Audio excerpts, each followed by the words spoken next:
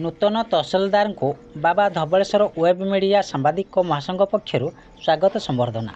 अनुगुल जिला आठमल्लिक उपखंड किशोरनगर तहसिल कार्यालय नूतन भाव जोगदे नूतन तहसिलदार मनोज कुमार प्रधान को बाबा धबलेश्वर वेब मीडिया सांबादिक महासंघ पक्षर पुष्पगुच्छ और उत्तरीय दे स्वागत संबर्धना जनाइथिबा देखाଯାଇଛି। स्वागत संबर्धना कक्ष तहसिलदार मनोज कुमार प्रधान हृदय एक आभास आसिला कि गणमाध्यम और प्रशासनिक विभाग गोटे सरल रेखार गति कर निरपेक्ष भाव सठिक कार्य कले जनसाधारण तथा अंचल सहित राज्य और देशर विकास में अग्रगति हो पार। यह कहीं भी बाधा सृष्टि करें ना। तहसिलदार श्री प्रधान कथार उपस्थित महासंघर समस्त सदस्य सहमति प्रदान करथिले।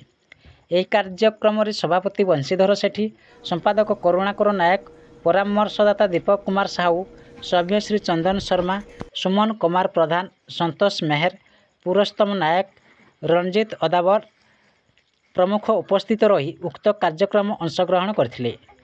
अनुगोल स्वतंत्र प्रतिनिधि गोविंद चंद्र नायक को रिपोर्ट, न्यूज ओडिशा टीवी।